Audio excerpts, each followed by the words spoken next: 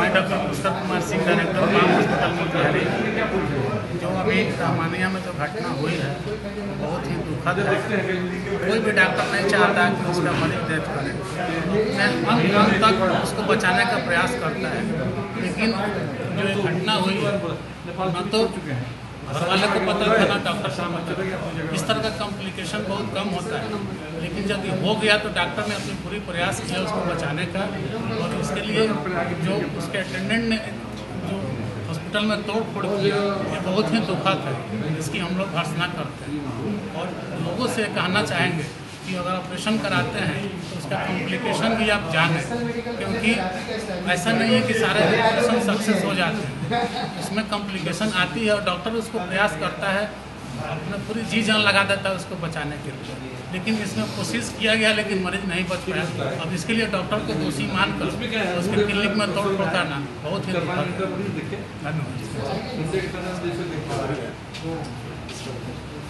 मैं doctor Gautam RC hospital से। मैं पहले तो जो कल रामानिया हॉस्पिटल में जो घटना हुई है उसकी निंदा करता हूँ और मैं आम जनता से एक अपील करना चाहता हूँ कि ऐसे अगर डॉक्टर्स के प्रति इतनी उग्रता होती जाएगी तो आगे चल के इस शहर में इमरजेंसी और मेडिकल फैसिलिटीज़ जो इतने अच्छे और मोतिहारी के लेवल पे उस हॉस्पिटल से बेटर कोई भी हॉस्पिटल नहीं है। अगर वहाँ पर सारे प्रयास के बावजूद अगर मरीज नहीं बच पाया तो वैसा मरीज को कहीं भी नहीं बचाया जा सकता। और हर ऑपरेशन में कुछ रिस्क होता है, इसीलिए कंसेंट लिया जाता है। तो अगर एक डॉक्टर ने अपने तहे दिल से हर कोशिश की फिर भी मरीज नहीं बचा तो इसका बदला आप इस ढंग से लेंगे तो आगे चल के मेडिकल फैसिलिटीज़ और ज़्यादा मरीजों को इलाज करने में डरने लगेंगे हम जैसे डॉक्टर्स, और आगे इनफैक्ट अच्छे डॉक्टर्स बनने भी कम हो जाएंगे, क्योंकि अगला जनरेशन जो डॉक्टर्स हैं उनके बच्चे आगे चल के डॉक्टर्स बनना नहीं चाहते हैं, वो देखते हुए कि उनके घर में क्या बीत रहा है। हम लोग रात भर नहीं सोते हैं जब हम इमरजेंसी लेते हैं, और हम अपना सारा जी जान लगाने के बाद भी हम हर मरीज को बचा नहीं सकते। हम लोग इमरजेंसी चलाते हैं, आईसीयू चलाते हैं, हम लोग ये रोज़ झेलते हैं। और हम लोग से कई पेशेंट्स ने ये सवाल उठाया कि मैंने इतना पैसा खर्च कर दिया, मेरा मरीज़ नहीं बचा। हम लोग का एक जवाब होता है, मेरा पर्सनली एक जवाब होता है कि अगर पैसे से मरीज़ बचना होता तो शायद इस देश में अंबानी कभी नहीं होता।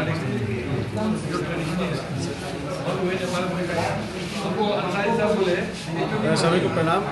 देखिए, अभी जो घटना घटी है बहुत ही दुखद है और हम लोग की पूरी सहानुभूति मरीज के परिवार के साथ भी है और जिनके साथ हुआ है उनके साथ भी है, क्योंकि मृत्यु जो है वही अकाल अगर मृत्यु हो तो उसको एक्सेप्ट करना बहुत मुश्किल होता है। लोग सोचता नहीं है कि हम बाइक पर बैठ के आए थे, कार पर बैठ के आए थे, ऑपरेशन करवाए, बिल्कुल हेल्दी थे, बिल्कुल स्वस्थ है और ऐसा होता है।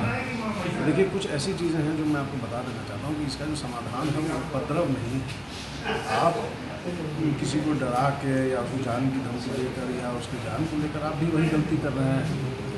तो इसमें थोड़ा सा समझने वाली बात है कि कोई भी सर्जिकल प्रोसीजर जो हो वहाँ पर ब्लीडिंग होने का रिस्क हमेशा रहता है। इसीलिए आप जब भी ऑपरेशन में जाते हैं या आपका परिवार का कोई सदस्य जाता है तो आपसे एक रिस्क बॉन्ड साइन करवाया जाता है। ये हम लोग पढ़ते नहीं हैं ठीक से। अगर हम उसको ध्यान से पढ़ें या समझाया जाए तो उसमें समझ में आता है स्पष्ट रूप से, क्योंकि हमारे घर में भी ऑपरेशन हुआ है, हमारा ऑपरेशन हुआ है। हम जब 16 साल 15 साल के थे तो हमारा ऑपरेशन हुआ, हमारी माता श्री का 2 बार ऑपरेशन हुआ, हमारी दादी का ऑपरेशन हुआ, हमारे दादाजी डॉक्टर शंभू शरण का सीना फाड़ के जिसको कहा जाता है बाईपास, आज से कितने साल पहले हुआ था। हमारे पिताजी का हार्ट का कितनी बार सर्जरी हो चुकी है। फिर भी वो सारे रिस्क हम लोग लेके चलते हैं जो एक मरीज़ को लेकर चलना चाहिए।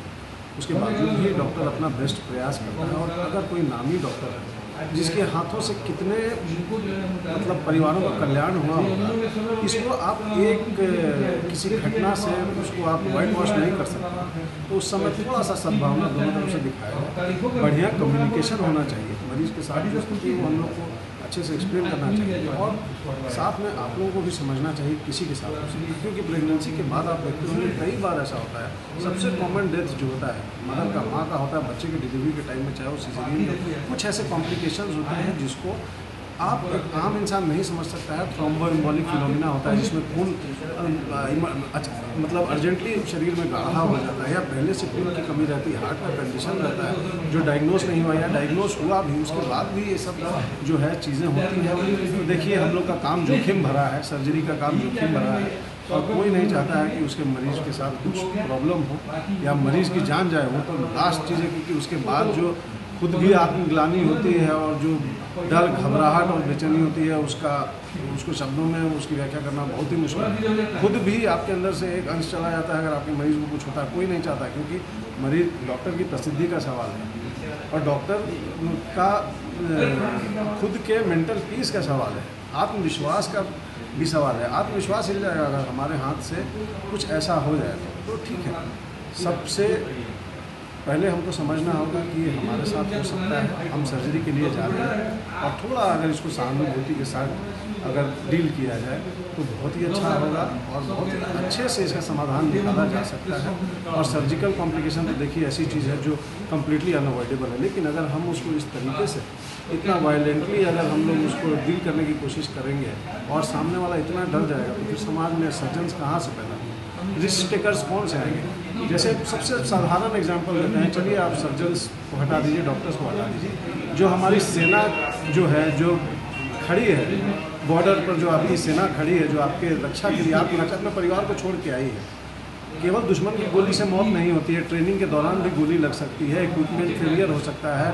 आए दिन आप पढ़ते होंगे सीआरपीएफ के जवान जो है ट्रक नीचे गिर गया, खाई में लोग मर गए। अगर सब लोग रिस्क लेना छोड़ देंगे समाज में तो फिर कौन रिस्क लेगा। बस यही कहना चाहते हैं, इसीलिए एक बार फिर से मौका देना चाहिए और यही आप लोग से विनती है कि थोड़ा सा सब कोई समझदारी से चलेंगे तो समाज में ये सब तकलीफ़ें बहुत कम हो जाएंगी। धन्यवाद।